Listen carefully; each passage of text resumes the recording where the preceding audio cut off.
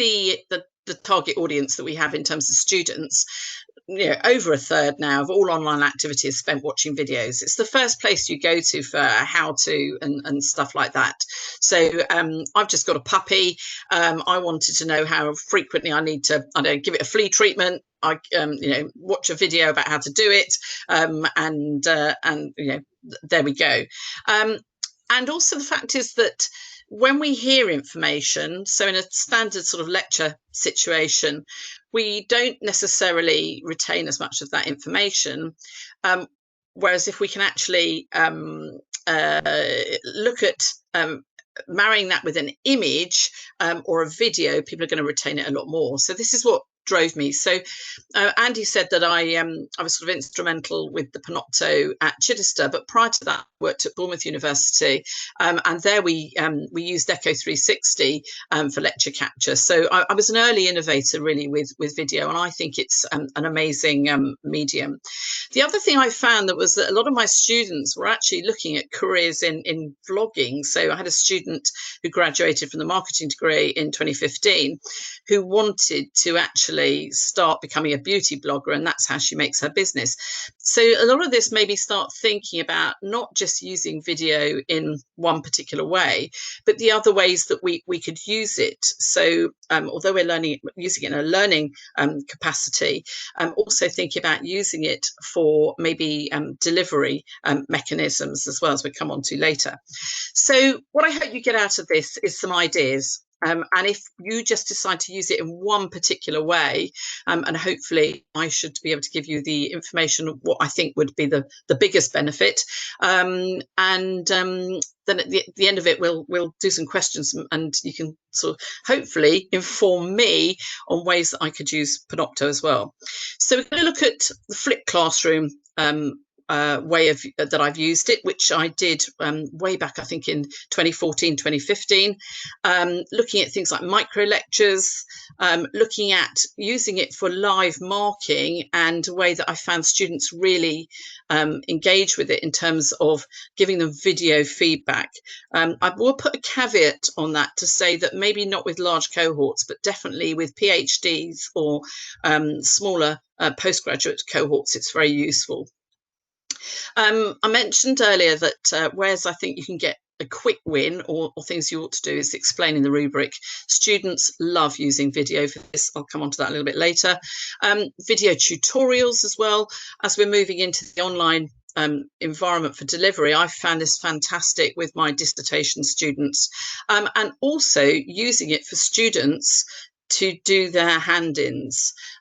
So I've switched away from assessment in written form to presentations and getting students to hand in that. I realise that's not for everybody, because it requires changes to module specs and stuff like that. But I'm going to go through these one by one and just give you a little bit of information about how I've used it. So I'll start with the flipped classroom concept. Apologies for this this picture here. I've frozen this from the Panopto screen, and so I on my digital campaign planning, we cover 1 week search engine marketing, SEM. This is quite a difficult concept for students to get their heads around. They're very good at using search engines, but actually looking at the intricacies of search engine marketing, and it can be a little bit content heavy. So I do this as the flipped classroom. Now, this just happened through a chance conversation with a colleague who had a daughter at Edinburgh University, and she said that they do a lot of flipped classroom there. The daughter was studying physics, I think, where they pre-record the lecture content, then put it up on the VLE, in our case that's Moodle, then watch it and come into the lecture or workshop the next week, and they run a session. So it's not a taught session such, it's a student-led session. And just to show you that we can do some stats, students can vote for this, and I got a 5 stars for that. The students really valued this particular thing, and I've used that every year since for search engine marketing. I don't now deliver it as a face-to-face one, it's all done flipped classroom, and that's where I find I get the greater learning. So I've done this both at Chichester and at Birkbeck, where I've been doing some teaching in the evenings. So what did students say about this? Well, this was a blog that was done by a student. Andy will remember her, Lois Ball, and it's actually up on the Panopto website as an example. So this, as you see, the student was saying that one of the lecturers used the flipped classroom format. And I think a lot of words there, but one of the things that she highlighted was she was engaged. So we all moan about students not being engaged. You know, they sit there in a typical lecture and absorb the information, then come and ask you questions about it afterwards. And you think, I covered that. Well, she said she was engaged right from the start. The questions asked within the blogs, well, how did it compare style teaching? Well, she said it's very different because it brings technology into the classroom. So as we move towards the changes, I forget what it is the government's doing, isn't it, for September, where we're asked to do a lot more, digital upskilling of ourselves. This is quite a good way of blending that learning. Sorry, blended learning is a bit of a sort of overused term, isn't it?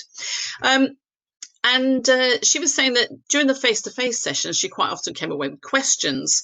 And here she looked forward to actually telling me what she thought of that lecture. So rather than asking the questions afterwards, she was watching the content beforehand and then coming in with those questions, really to show her interest and her intelligence, I guess, as well. The question again asked by Panopto was, do you feel they learned more in the flipped classroom than in lectures? And the response there was she did feel that she learned a lot more. And it did enhance her level of understanding, as well as that of her classmates. So unbeknown to me, they'd set up a sort of on the VLE, or sorry, on Facebook, they'd set up a little question group, and they were all comparing what they'd learnt from it and done quite a lot of research. And I found this so when I delivered this at Birkbeck, I actually set up some interactive stuff on Moodle to get the students actually asking questions and sharing that information. And that led to some quite in-depth questions as well, actually. And the way that she learnt was different too. So, and it challenged her time management skills. So quite a lot of information coming out of this. The overriding, I think, is that engagement, found it enjoyable.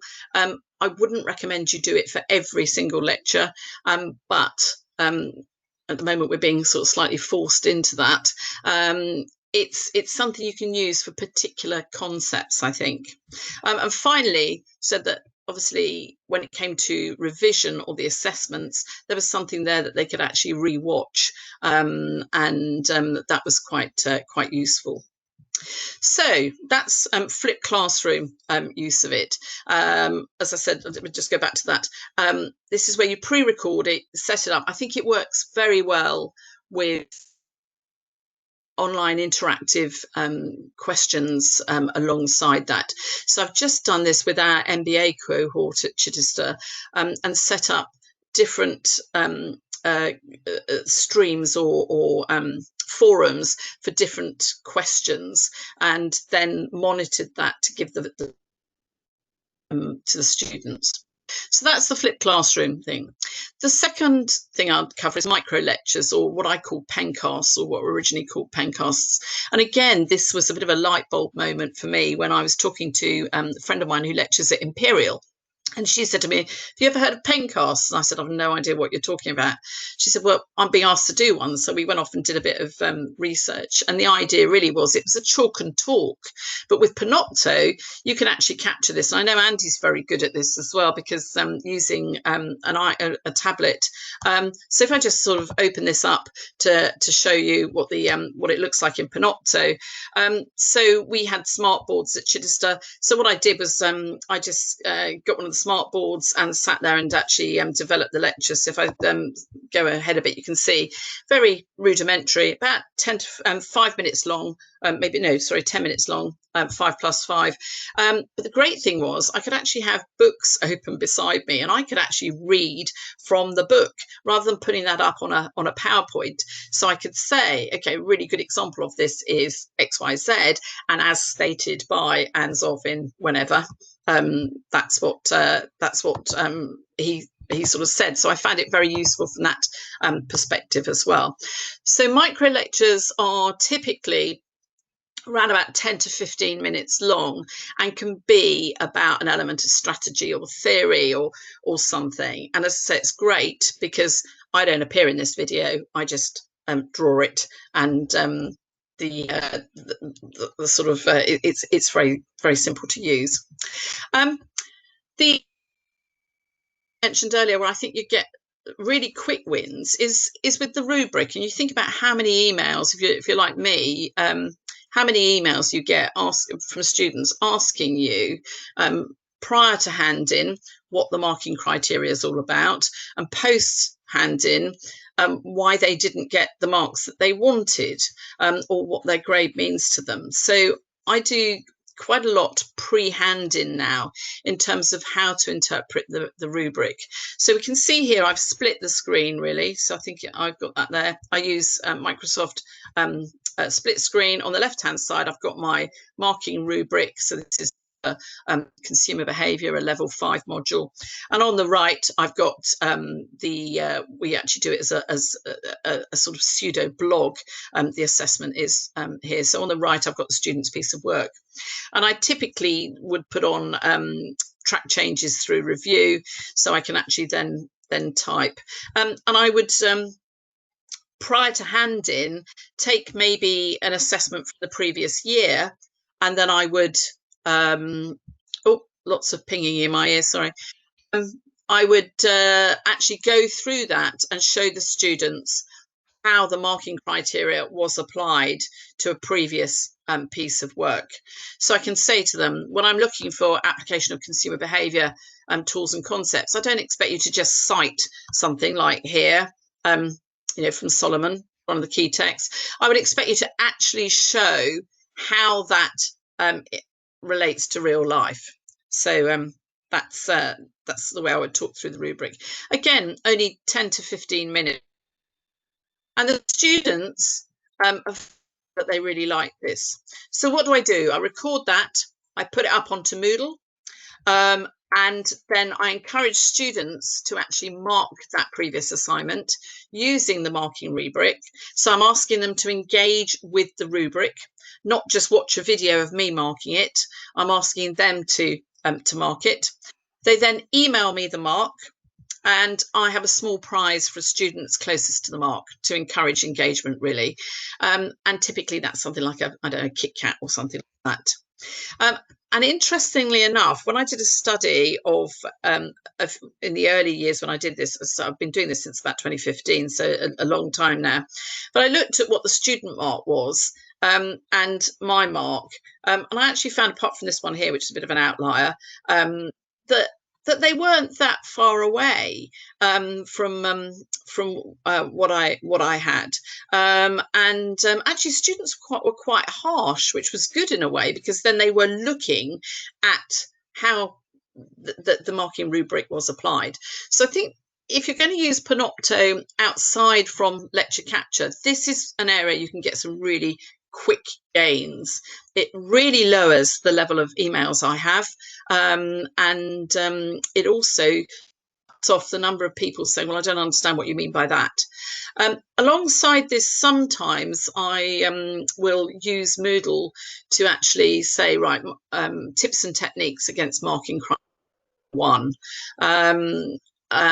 And what I also learned from this is that students' bibliographies have really improved, because what students didn't realise is I quite often start with the bibliography, and that will actually help me, as decide on the final mark.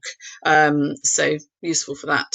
So what did the students think? Well, they thought it was really helpful they sent me a breakdown of what they thought the mark should be. And as this student said, although I've not had much practice in marking work, well, he was actually the one that was nearest to the to the mark that I'd given it. So I maybe thought about outsourcing my marking to him. Not really, but that's it was really interesting to see that. And somebody else said, why isn't this done for all assignments? So helpful. Feedback here in terms of the fact that videos are such a good visual aid, and they got far more from this than the Q&A session on the assignment. Quite often students are frightened to ask questions in a sort of shared face-to-face forum in case it's a stupid question. And a lot of the questions are what we might say are, sort of standard things. So using this to show maybe I started bibliography, also talking about with the report, standard things in terms of formatting, having a contents page and stuff like that, gets it all out of the way up front.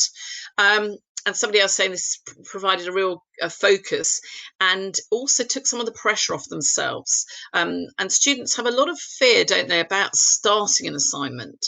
So seeing a previous assignment and how it's been marked, I think gets them over that initial, oh my goodness, if I start this, I'm going to be going wrong. Somebody once said to me, the biggest step is from 0 to the first word. And I think that's right. If they can see how somebody else has started an assignment, it's often quite useful. So the next way that I use Panopto is to sort of show how to lay out dissertation chapters. So a lot of you may be doing dissertation supervision. And again, this is somewhere I found a really good quick win for my supervision of dissertation students, because even though they have lots of information on Moodle available on the structure of the project and what it should do, they don't really know what goes into each chapter. And actually the dissertation is a really scary thing for students, isn't it? Because in every other area, or most other areas, we give them the question to answer, whereas for a dissertation they have to come up with the question that their research answers. And so there's a lot of focus on getting that question right, whereas actually a lot of the marking criteria is around the process. So giving them tips and techniques on the process, I find helps get much better results in a much shorter call. These and put these up on the VLE. So for instance, how to do a methodology. And again, you can see it's about half an hour here. So it's quite detailed for that section. But again, I'm referring most of the time to the marking criteria and what's being looked at. And the great thing about Panopto is you can run stats. So this is from 2019. It was on a very small cohort, actually, because we'd just started on the marketing degree, which I used to run at the University of Chichester. We used to do the dissertation, and then we decided that we'd actually switch that to a smaller marketing consultancy project. In the first year, we didn't have as much uptake of it. But the night before I ran the methodology session, you can see here there were quite a lot of people pre-looking at the stuff that we were going to discuss. And I found that really useful because they came into the session informed with questions. And even though we ran through the same content, it was the second time for them and they were more familiar with it. So I think it's really useful in terms of things like that as well. So we might think, well, we're going to cover that tomorrow, but actually putting the stuff up there beforehand does actually get you much more quality in terms of the questions, and the students are actually more informed then than they would be otherwise. Video tutorials. So some of you I know won't like this, a bit scary, but actually live recording. So I sit with my students in a quiet area and I live record the supervision session for the dissertation. And I found this is brilliant. Because it gives you an audit trail, where they say, well, you never told me I had to put objectives in. Well, hey, yes, we did, and I've got that there, rather than a paper supervision record, which is fairly two-dimensional. I've also found it's much better, far fewer emails, so I live record my supervision sessions now. I will bring this up on the screen. So here we had a student who was doing something on video for restaurants, and I put on track changes, and I say, right, okay, you need to go back to see section 1.0. I need to make a couple of changes. I'm not suggesting you change everything in there, but we can then discuss what else needs to be done.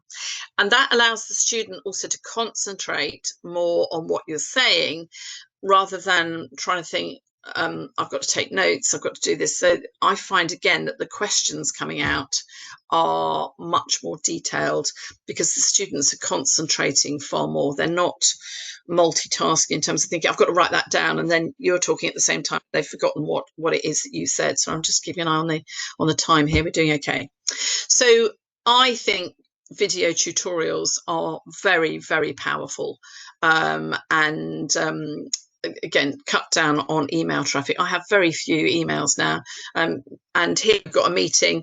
Actually, it was only two minutes of recording, because the student was quite happy after that. Whereas I think if I'd done it face to face without the video, it may have been a little bit longer. So I'm finding it a definite productivity tool. Okay, so on to using video for assessment. So with presentations, I don't know how you mark yours, but quite often at year 2 and the final year, you need 2 markers in the room, because that's what's required, isn't it, to ensure that.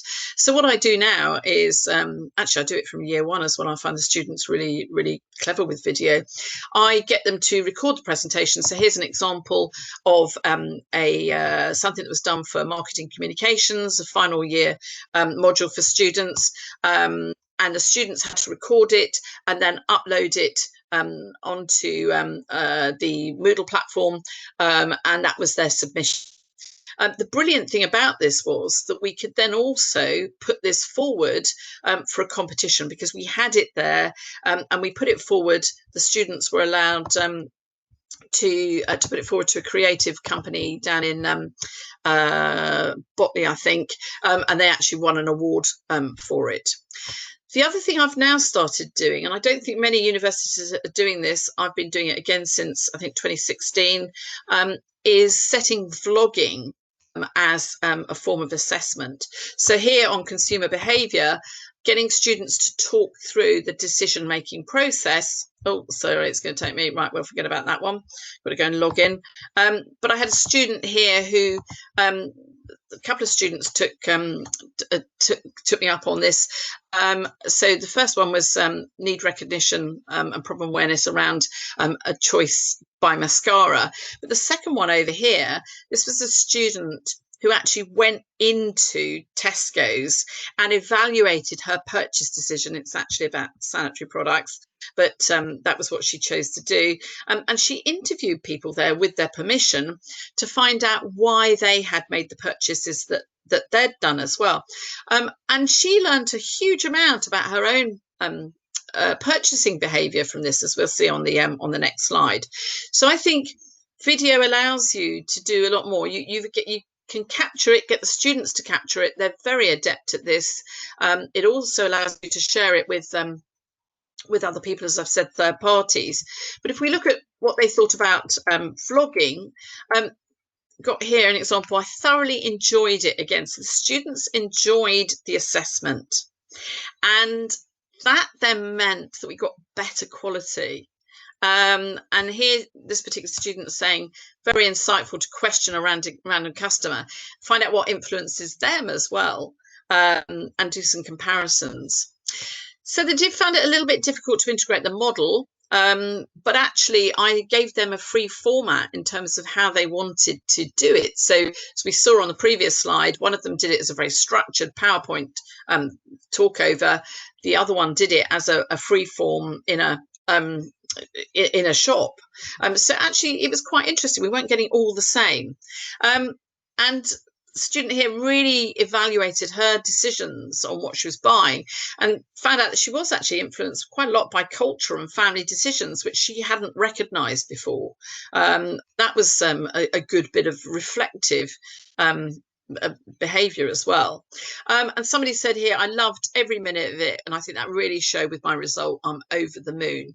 So students were very engaged in this type of handing. I'm sure a lot of you do things other than reports, but you know, it does actually open up a lot of opportunities, and I've certainly found that I've benefited from it as well, because the students look as if they've really enjoyed doing that piece of assessment rather than sort of everything being the same.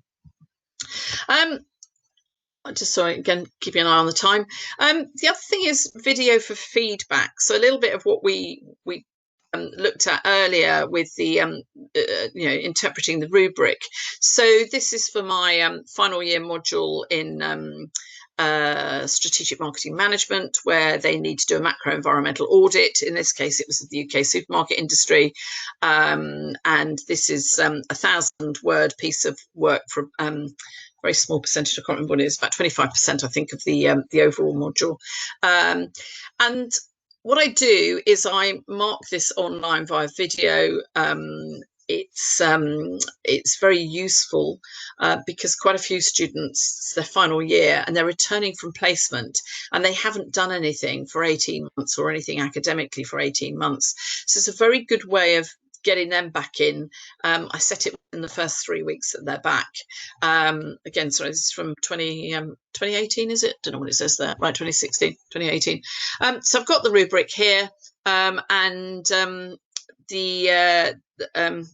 I'll split the screen. I think if I do this, yeah, I use track changes there to go through this and talk them through the assignment.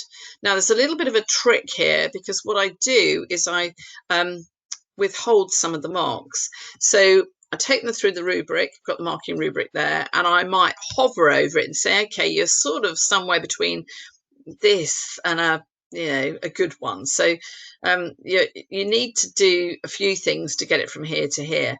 Now, typically, the videos are no more than 8 minutes. This one actually was quite a long one, because this student had done a lot of things. There's a lot of me going, I don't know what to do here, and you've written it back to front, that sort of stuff. So it was a little bit tricky, a little bit longer. Some of them may only be 5 minutes though. Very difficult with some of the really exceptionally good ones, because it's how do you add value to that? And quite often I say to the students, you need to make the decision whether you're going to, tell me how you're going to react to this feedback or not, because it may not be worth your time. So I video this, I send it back to the students and ask them to comment on it. So it says here, thanks for the video feedback, really helped me understand areas of my assignments which need improving, and I'm going to use that in my dissertation. Thank you for taking the time. I found it so useful to watch. Again, useful. Interesting here, the best feedback I've ever been given. Here, enabled me to reflect on the assignment better. So with a little bit of tweaking, fine tuning, I send that back to the students. I say, right, I'm not going to tell you your mark. I've highlighted here, you've got an excellent bibliography, but I've actually made comments all the way through. Tell me how you're going to respond to that. So this student, 14 minutes, that particular one, sorry, having said there, no more than 8. I've now used 2 examples that are, but this particular student has actually said, right down to, as I said, you've put et al in capital letters or something like that, and they've answered every single thing that I've done. So I then look at the feedback and say, well, they've done quite a lot. So I might revise my initial grade. So I write the grades down, and then I just skim through the feedback, and give them a little bit of maybe an extra mark over what I would have done beforehand. I know it's very labour intensive. Again, you might want to use this just for postgraduate cohorts. I've got a small cohort on the final year strategic marketing, and as I said, I found it really, really useful. A lot of them, I think it's shocking, isn't it? They come into this final year and they don't know how to apply basic theories, or their Harvard referencing is appalling. And the thing about video feedback is you can convey that in a mark. If you just write on a piece of work, Harvard referencing or exclamation mark, if you say in words, I cannot believe you're a final year student who still doesn't know how to Harvard reference, it really wakes them up. And if I say, and you will lose marks in your dissertation, which is worth, 23% of their degree, then that has greater impact than just writing it. And you think how bored we get writing the same thing over and over again, that actually video I find really useful. And a lot of people might be thinking, oh, I don't want to do that. But the students really, really do like that feedback. They value it far more. So just let me look at the time. I'm nearly on 35 minutes now, which is what I said to Andy I'd probably be around. So sorry, student responses here. On the other thing is their timestamp, so you don't have to go through the whole video again. You can just jump to the bit where they've put their comment, and you can see what your comment was out to the side there and how they've matched that. And the thing is, it shows that they've engaged with feedback. So I only do this on the first assignment. I don't do it on the latter two. And I find that they then really wake up and we get much better comments back. And the external examiner really likes it because of the quality of the feedback. So I hope that that's given you some ideas of how Panopto can be used other than just for lecture capture. So I guess it's over to you guys now with any questions. So, hello, anybody there? Hi, Jen. Hi. People have been, first of all, can I thank you for a really interesting talk. It's done exactly what it said on the tin. I was hoping that it wouldn't be too technical, but give colleagues a real insight of the power of what you can actually do with it. So I'm going to go through some of the questions, if I may. Yeah. So one question I think stood me is, what was your learning curve when you actually got started in terms of picking things up and perfecting how you used it? I think it was trying little bits and pieces at a time. So I always liken it to eating an elephant, which is don't try and stuff the whole thing into your mouth at one time. So obviously what you're seeing here is I started my journey with video in the classroom around about 2007 at Bournemouth, when we used, I think, Camtasia or something like that in Microsoft, then went on to Echo 360. Then fast forward to Chichester, and I found it very inhibiting the first few years at Chichester, not having video there. So I think I played around with a little bit of sort of recording things on my mobile phone. I mean, you were part of that, weren't you? So you remember. So I think the thing to do is do little bits. Start with what you're comfortable with, and then you'll find that you're partly driven by students. So in terms of my learning curve, it wasn't steep, but then that's possibly because I embraced what I wanted to, if that makes sense. It does indeed. There's a couple. I don't know the exact technical answer to these. So I think Steve's on the line. Something I have just put. I think Panopto is well equipped to support student accessibility. If I remember rightly. Yeah. It's really good on that regard. I always think. So I think at Chichester, the way we do it is every student has a Moodle log on, and that is linked to their Panopto profile as well. So every student has a Panopto profile, which they log into using their Moodle login. And somebody was asking whether this can be, there will be, Panopto can be integrated into Moodle, so you can record something and then drop it into your pages user label and actually drop it in. And if Stephen, if I'm hoping, if it's similar to what I've seen before, there's probably going to be a Panopto button in the labels when we actually create stuff on Moodle. Correct me if I'm wrong. I don't want to overstep in terms of. Okay, if I just tell you, Andy, the way I do it is you go onto Moodle, you set up a text, as you say, text label, and you just then it's got a little icon, import Panopto. Yeah. So that's the way we do it. Yeah, it's fully integrated. Just to say, Andy, this is Stephen here. Hi, Steve. We're currently working on that integration with Panopto. So there'll be a very tight Moodle Panopto integration. There'll be very little work for people to do. It'll just happen. Yeah. I think prior to having that button on Moodle, Andy, we used to just get the HTML and embed it. We did. So it was just like putting in an HTML link. A number of colleagues have mentioned about the learning curve and the time for training and getting it done. Two things. I would just be rest assured that it is an incredibly intuitive bit of kit.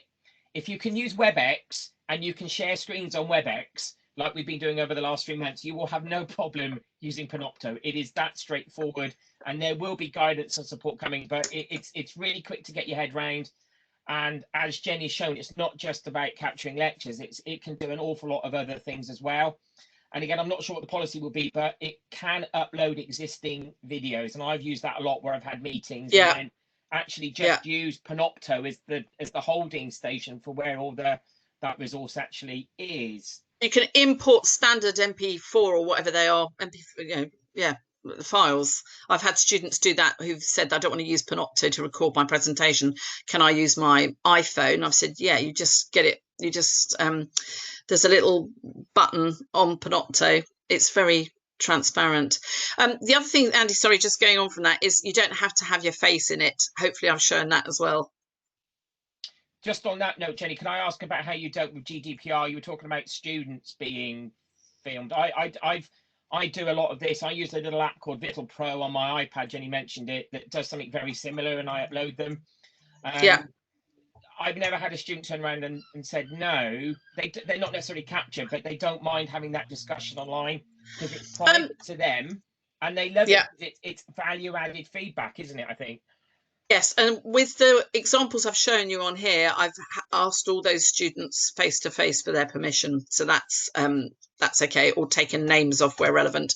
At University of Westminster, where I've taught, and also University of Birkbeck, they have in all the lecture theatres, this session may be recorded. If you don't agree with this, please raise that with the member of staff concerned. And normally that's handled. So as I understand it, that's handled by the fact that the person will say, okay, in that case, save your questions for afterwards. We're not recording you, we're just recording the lecture. But if you have a question, don't vocalize it in this session. I will tell you when I've stopped recording. Yeah. So it's just a little bit of comment, just sensibility around the compliance and yes. So I'm just scanning through some of the questions. No, I think if you're in a sensitive area, like for instance, social work or maybe teaching, you may not, it may be a little bit more sensitive than in the in where I work. So obviously social work, they have to be quite careful about having their face on film. But normally the students are not record. They can actually. So for instance, if people are upset about presentations, I say, well, exceptionally, you can record it without, the video on. Actually, presenting. So rather than seeing you, if that makes sense. Thank you, Jen. Bill, is Panopto like a souped-up version of Screencastify? Yes. Thank you. It's as simple as that. It really is. It's that principle, but it's got a little bit more functionality behind the scenes, because I think what you didn't mention, Jenny, is that you can also edit the videos once they go up. Oh yes, sorry, yeah, you can do. If something does creep through that you want to get rid of, you can delete it. Jen, did I remember right at time we were adding quizzes to it at some point, or is that something else? Oh no, that's a new feature actually. I haven't tried that out yet. I'd quite like to do that. Yeah, a new feature in Panopto, I think, that came in this year with obviously I'm not full-time employed at Chichester anymore, but so I haven't been attending some of the updates, but that's one of them. Yeah. It's evolving all the time, and I think it's come a long way since it first came out in terms of its function. I think other colleagues asked if there is a mobile version. Steve, yeah, definitely. I've got it on my sorry, I've got it on my smartphone. Yeah. which is great in the field. Yeah. And I was running it off my iPad really easily. So it's a very powerful bit of kit, and I'm absolutely thrilled that we're getting it. Because the things that we're going to be able to do with it are going to be quite transformative. And I think for field work, it's very good. I mean, you've used it out there, but I mean, you know, when students are out doing things like, you know, when I went to the talk at Imperial, the Panopto conference up there, I can't remember which university it was, but they were using it for sort of filming pond dippers and stuff like that, you know, and then taking that back. Birmingham or the University of Wolverhampton doing some really interesting stuff with the flipped classroom in their labs, and actually screening that into multiple labs, so that not everybody has to dissect a rat. In interesting ways it's being used. Charlotte, thanks for your comment. Just to say on that one, the fabulous result, it is partly Jenny's creativity, innovation and commitment. Absolutely. I've worked with her a long time, and we've all, you know, at the business school, we were all had a large role to play in enhancing, but equally there was a lot of, you know, clear understanding of what Panopto can do, and it was supported really well. I think the beauty we got is that we have the TAIL team at the moment working on the integration. And you've seen what the TAIL team have done over the last couple of weeks with all the Moodle stuff. Once that integration is done correctly, that has to be done first to make sure that Panopto is robust. And then from that, it stems. And there will be training. And a lot of the, you know, Jenny's giving you an insight today of the type of things.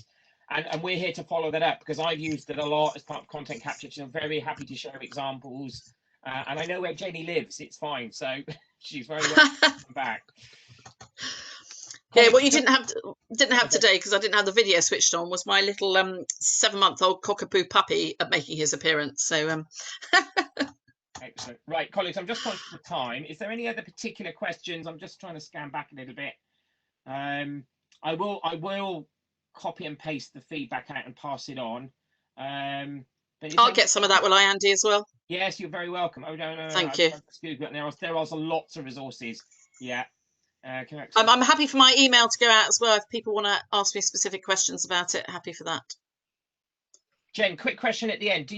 Are any of the videos that you've discussed today open? Yes, so you can save them as available to anybody with the link. So the student presentation that won the award, that's available as an open link. So yeah, I can share a number of them with you. If you could send the links over, Jen, I'll put them on the site today. That would be fantastic. So people can take. The other thing that Jenny and I did at Chai with stuff like this is that, and it links to the creativity that Jenny talked about. The creative, we actually were always putting students into the Student Creativity Awards, and we were getting regular wins with the students for a whole variety of different reasons. But this offer alone was really creating the platform for students to tackle things differently, and from a marketing angle where there was a real focus on media and media skills, wasn't it? It just fitted perfectly. But the transferability to other sectors is huge. And like I said, we're here. There'll be a full package of support to go with it, and you can come and have a chat. But I find it very exciting. I know what it can do, and I'm really excited for what other colleagues are going to be able to do with it. Right, Jen, I think if that's all right, I think people are leaving us. Yeah, that's fine. Great. Thanks very much for the opportunity. Jenny, thank you very much for coming. Colleagues, I thank you again for doing it. Just to point you in the right direction, tomorrow morning, Stephen Webb's created some standalone resources on content capture, and our Tea at 3 session tomorrow afternoon is all about content capture Q&A. I think Jenny's going to come back and have a cup of tea with us. So if there's any questions about any aspect of content capture, please join us tomorrow afternoon. In the meantime, I'm going to sign off because I've actually got to go and run another session. But again, thank you for your continued support. It's much appreciated. And Jenny, thank you again for a really informative presentation. Great. As I say, get anybody to have a chat to me. I love it. Thank you. Okay, thanks. Thanks a lot. Bye. Bye.